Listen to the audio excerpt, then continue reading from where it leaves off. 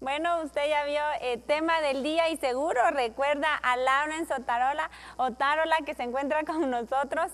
Desde el día lunes ha estado él impartiendo unas charlas acá que esperamos que para usted sean de mucha bendición.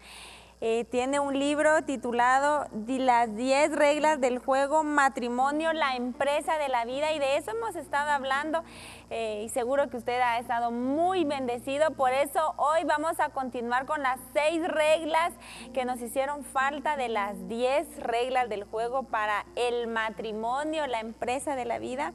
Lawrence Otárola, licenciado, ¿cómo amaneció? Buenos días. Buenos días, Orki, buenos días a todos los televidentes. Qué placer y qué honor estar nuevamente con ustedes compartiendo esta mañana y cerrando ya el tema de las 10 reglas del juego. Pueden decir nuestras hermanas en casa que han leído todo el libro en 4 días. Gracias por haber estado con nosotros durante estos días. Licenciado, ¿cómo se la ha pasado? La he pasado muy bien en Guatemala. Ya salgo el próximo lunes en la mañana de regreso a Carolina del Norte, a los Estados Unidos, pero la verdad que he disfrutado muchísimo. Sin ningún problema podría venirme a vivir a Guatemala. Ay, qué bueno que se ha sentido bien. Esperamos que venga nuevamente, que sea más seguida su estancia aquí en Guatemala y que recuerde que Canal 27 es su casa. Muchísimas gracias. ¿Cómo lo trataron hoy en el desayuno? Me trataron muy bien también. Angelita hace un gran trabajo ahí atrás.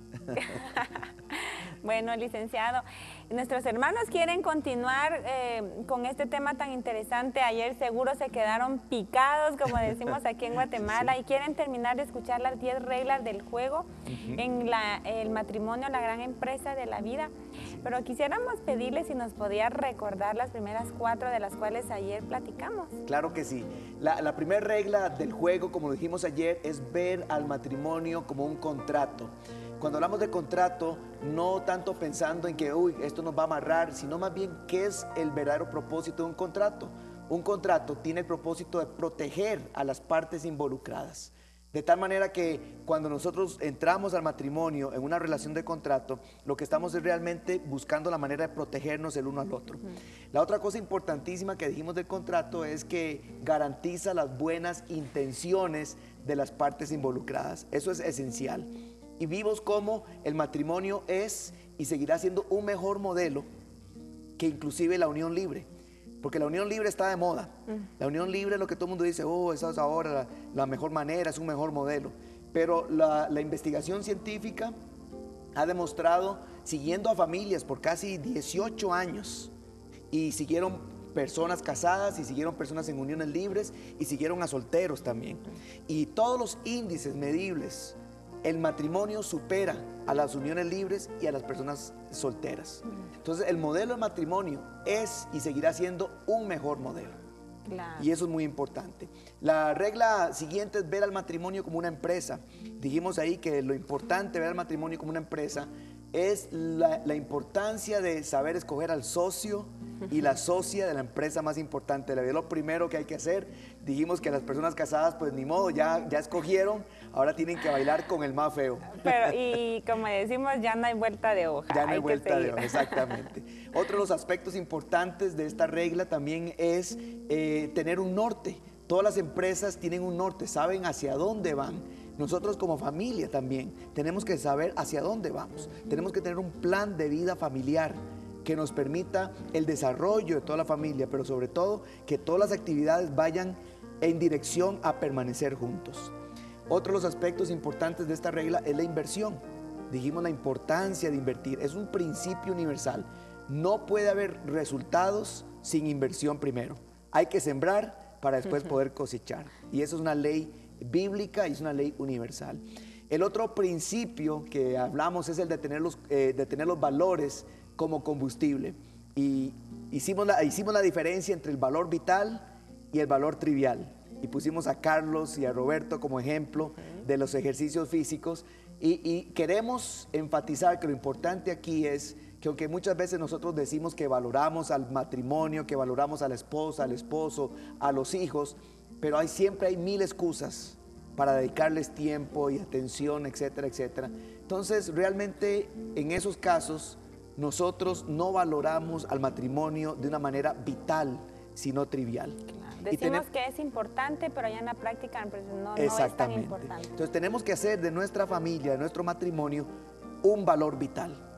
Y dijimos que eso es importante porque los valores nos mueven a lo que hacemos, cómo nos sentimos y las actitudes que desarrollamos. Entonces es sumamente importante que pongamos estos valores en práctica, que hagamos del matrimonio algo realmente importante para que entonces nuestra conducta, nuestras emociones y nuestras actitudes vayan también en esa dirección.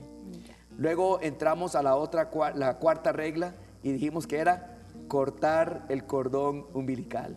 Y siempre hay muchos chistes acerca de las suegras y todo esto que se las han ganado. Por algo será, como dijo alguien. Y los esposos hemos colaborado. Así es. Y dijimos que esa relación de cortar el cordón umbilical es una carretera de dos vías. Por un lado, muchas veces son los hijos los que no quieren cortar el cordón umbilical, ya sea el esposo o la esposa que siguen con una dependencia económica, afectiva o espiritual hacia sus padres. Y entonces eso no les permite desarrollarse plenamente. Muchas veces la dependencia es a nivel económico y sienten que no pueden salir adelante sin la ayuda de sus padres.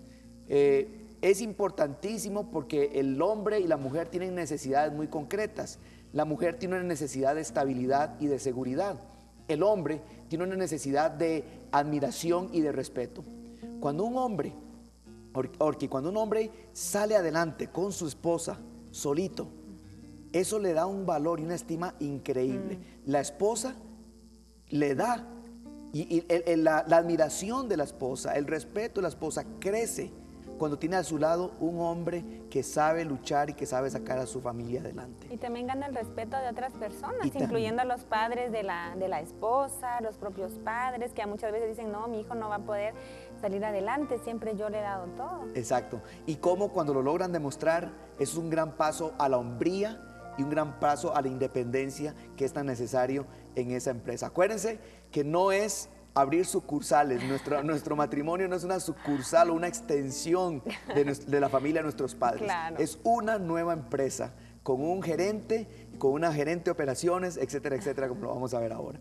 El otro aspecto importante es la dependencia que las madres o padres tienen hacia sus hijos y la intervención de los suegros en eso. Hay una sobreprotección muchas veces y entonces la idea de los padres es yo no voy a dejar que mis hijas o mis hijos pasen nada malo, que no pasen ninguna dificultad, que no pasen ningún problema. Una cuñada mía me gusta mucho porque una de las cosas que ella ha hecho cuando su hijo el mayor se casó hace un par de años, una de las cosas que le dijo al hijo fue: vengan, visítenos, hagan todo lo que quieran, pero eso sí, nunca nos hablen de los problemas y los conflictos que ustedes tienen como pareja. Yo no quiero saber de esos conflictos. Si necesitan ayuda, pueden buscar a un pastor, pueden buscar a un consejero, pero yo quiero mantener esa buena imagen y esa independencia, esa distancia de los problemas que ustedes tienen. O sea, esos problemas, resuélvanlos ustedes en casa. Y así deberíamos de hacer todos, creo yo. Impresionante, ¿no te parece? Qué consejo más bueno. Claro, porque uno rápido va con la mamá y mira, me hizo esto, y de plano, las madres, aunque uno sea el culpable, pues lo van a defender a uno. Muchas veces lo que pasa en esas situaciones es que los padres toman posiciones, es decir, obviamente se van a ir del lado de sus hijos. Al ataque. Y entonces comienzan a desarrollar ciertas actitudes y sentimientos hacia la pareja o el esposo o la esposa de su hijo o hija. Y luego entonces ellos se arreglan, pero ya quedan esos malos sentimientos y esas actitudes un poquito adversas y negativas acerca de la otra persona. Qué interesante. Sí. Bueno, eso incluye también que no le diga a su esposa, a mí me gusta que me hagas los frijolitos como me los hacía mi mamá. Sí. Porque desde ahí ya causa un gran problema. Exactamente. Todo ese tipo de frases son las que van precisamente en contra de la regla número 5. La que viene a continuación, y anote ahí la regla número 5, ver al matrimonio como una unicidad. ¿Qué significa eso? Ver al matrimonio como una unicidad. La palabra unicidad es una palabra compuesta entre dos palabras, unidad y diversidad. La idea es que precisamente aunque nosotros somos tan diferentes y venimos de diferentes trasfondos, el propósito del matrimonio es ser una sola carne. Ser una sola carne, ser un equipo con una misma mentalidad, con un mismo propósito e ir en una misma dirección. La forma en que nosotros explicamos este concepto es a través de un ejemplo de un pegamento que se utiliza en plomería. Este pegamento viene en dos pastas separadas, parecidas a la plasticina o plastilina, no sé cómo le dicen aquí en Guatemala. Y estas pastas, para poder utilizar este pegamento, yo tengo que comenzar a triturar las pastas y ablandarlas. Una vez que están trituradas y ablandadas, entonces yo comienzo a mezclarlas y amalgamarlas hasta que esos dos colores, porque vienen en pastas de diferentes colores, esos dos colores se comienzan a mezclar y a combinar hasta que se pierden el uno en el otro, formando un tercer color. Es correcto. Y ese es el propósito precisamente en el matrimonio. Ahora, para lograr ser una sola carne, se logra, es decir, la Escritura dice obviamente que desde el mismo momento en que nos casamos somos una sola carne, pero eso es en posición. En el andar, en la práctica, eso es todo un proceso, toda una vida. Claro, no es que nos casamos hoy, ya firmamos el contrato y automáticamente ya somos una sola carne. Exacto. Ya somos legal y en posición una sola carne. Pero ahora en la vida diaria tenemos que comenzar ese proceso de llegar a convertirnos en una sola carne. Vean qué interesante, porque inclusive uno ve en parejas ya de muchos años y uno los ve y con solo que ellos se hagan una mirada, ya no tienen ni que decirse palabras. Ellos ya se interpretan, ya saben cómo se sienten, qué quieren decir, con solo un gesto, con solo una actitud, porque es un proceso toda una vida. Pero hay dos requisitos fundamentales para hacernos una sola carne. El primero de ellos es ablandarnos. Si esta masa no se ablanda, no se puede combinar con la otra. Muchas parejas y muchos esposos y esposas asumen una actitud dura hacia el cambio. No quieren adaptarse a una nueva situación. Quieren seguir haciendo las cosas como papi las hacía o como mami las hacía o como se hacían en casa, y quieren imponerle a su compañero, su compañera, su esposo, su esposa, la forma en que lo hacían sus padres. No ceden. No ceden. Entonces, esa actitud de dureza impide que la pasta se ablande, se ensuavice para poderla mezclar. Ese es el requisito número uno, es ablandarse, ensuavizarse, es decir, estar dispuesto a aprender y adaptarse a nuevas situaciones, a una nueva empresa. Licenciado, y es que muchos hogares, tal vez el varón o en este caso la mujer, dicen, mira, yo así soy y no hay poder humano que me pueda cambiar. Eso no es cierto. Eso no es cierto. Usted dijo, nosotros sí podemos ser transformados y renovados por medio del Señor, ¿verdad? Si nosotros también queremos, pero nosotros tenemos que tener la actitud de querer cambiar. Exactamente. La Escritura enseña con toda claridad que el cambio es posible. No es fácil, pero es posible. Y tenemos que tener esa mentalidad y esa disposición de querer día a día mejorar. Por eso hablamos de dos principios esenciales, que es el principio de transformación, que sí podemos cambiar, y el principio de excelencia, que queremos hacer las cosas cada día mejor. Claro. Tenemos que buscar la manera en nuestros hogares de, número uno, ese requisito número uno, de ablandarnos para poder estar listos a el segundo requisito. El segundo requisito es mezclarnos. Licenciado, ¿y qué pasa cuando una esposa dice, no, ya llevo 25 años de casado, ya mi esposo ya no cambia, hemos vivido así, mejor me conformo? Porque ese es el pensamiento de muchas, también de los varones, ¿verdad? Que dice, mi mujer ya no cambia. Sí, bueno, hay cosas que es importante que nosotros entendamos que las personas difícilmente van a cambiar, porque Dios nos diseñó de esa manera. Dios nos dio y nos diseñó con una personalidad. Entonces, aspectos de personalidad es muy difícil que eso cambie. Lo que sí podemos cambiar son conductas. Lo que sí podemos cambiar y mejorar son los valores. Por eso decía, de transformar y hacer del matrimonio un valor vital. Cuando un esposo comienza a entender el valor que el matrimonio tiene y lo comienza a ver como la empresa más importante de la vida, y entiende que si logra dedicarle tiempo y que le invierte y le pone ganas a esa empresa, va a traer dividendos, resultados increíbles para él, para su esposa y para los hijos. Entonces, ahí va a comenzar un proceso de cambio. No puede haber cambio si primero no hay un cambio aquí en la cabeza en cuanto al valor y a la importancia del matrimonio, de la familia, de la esposa, el esposo y de los hijos. Entonces, ese cambio no se da porque no ha habido un cambio primero en la mentalidad y en el valor que el matrimonio tiene. Entonces lo que la esposa tiene que procurar es, número uno, obviamente, o el esposo, porque a veces pasa también con los esposos, tanto el esposo como la esposa, es orar para que estos cambios de valores se den tanto en el esposo como en la esposa. Cuando ellos entienden esto y comienzan a valorar al matrimonio como lo que es la empresa más importante de la vida, comienza a haber cambios a nivel de la atención, a nivel del tiempo, a nivel de la dedicación. Es increíble, yo lo he visto en muchos hogares, vez tras vez.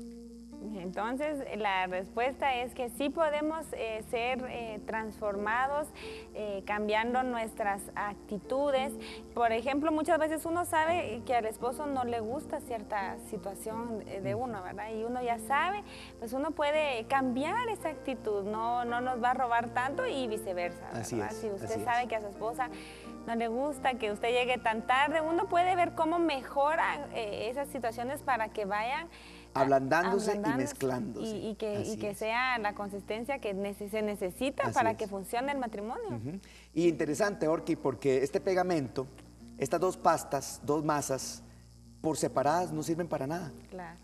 Ese pegamento No funciona. no funciona Es para buenísimo, nada. pero si ponen solo uno, Exactamente. no funciona. La única manera en que funcionen y que cumplan el propósito por el cual fueron diseñados es cuando se mezclan.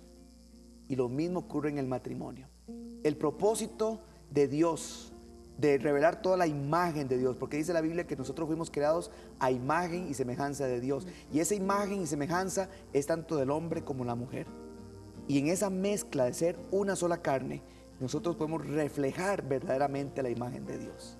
Interesante, bueno, qué lindo escuchar y estamos seguros que su matrimonio va a ser diferente. Si han tenido diferencias, mire, crean que el Señor hará algo muy especial. La regla número 6, escuche, liderazgo iniciador en el equipo gerencial. Así es. Esa es la regla número 6. Exactamente. Nosotros ya entramos a la parte de las funciones, Claro. tanto del hombre como de la mujer. El hombre y la mujer tienen funciones dentro de esta empresa. Y yo creo firmemente que tanto el hombre como la mujer deben ejercer un papel de liderazgo en el matrimonio. Así fue al principio. Cuando Dios creó al hombre y a la mujer, les dio la primer empresa de la vida. Los puso juntos, los hizo una sociedad. Claro. Los puso juntos y les dio una misión y una tarea a cumplir: administrar el planeta Tierra, casi nada, ¿no es cierto? Bien poquito para empezar. Así es. Y en esa función yo estoy completamente convencido que antes del pecado había una perfecta armonía de liderazgo y de trabajo en equipo, tanto de parte de Adán como de Eva. Aquí lo que queremos es rescatar precisamente ese aspecto. El primer aspecto, la primera regla, la regla número 6, con respecto al rol del hombre y de la mujer, es que el hombre es la cabeza del hogar. Y eso ya lo sabemos, ¿no es cierto? Sí, es muy cierto, pero a veces se nos quiere olvidar. Ok, bueno. Y yo quiero enfatizar aquí, y no quiero sonar un hereje ni mucho menos, pero quiero enfatizar que a mí el concepto de cabeza no me gusta mucho. Y no me gusta mucho no porque no sea bíblico, sino porque nosotros los hombres somos muy cabezones. Y entonces lo que no sucede... No es tan dulce. Bueno, lo que sucede es que cuando pensamos en cabeza, tenemos la tendencia pecaminosa y muy conveniente nosotros los hombres de pensar más en la posición más que en la función. Y por eso a mí me gusta utilizar el verbo encabezar. Y si nosotros pensamos en lo que significa encabezar, eso significa ir adelante. Eso significa marcar la pauta, marcar el rumbo, ir liderando. Eso es encabezar. Entonces se enfatiza más la función más que la posición. En lugar de decir, yo soy la cabeza, yo soy el jefe y aquí se hace lo que yo digo y punto. Así lo dice la Biblia. Así lo dice la Biblia, así que se sujeta o se sujeta. Y entonces, obviamente, eso no es la intención original de Dios. El propósito de Dios era que nosotros fuéramos, así como Jesucristo fue para nosotros. Él encabezó la iglesia. Él fue el ejemplo a seguir de la iglesia. Él fue el que se sacrificó por la iglesia. Él fue el que dio su vida por la iglesia. Él fue el que se dedicó a la iglesia. Por eso el apóstol Pablo dice que nosotros los esposos debemos de amar a nuestras esposas como Jesús amó a la iglesia.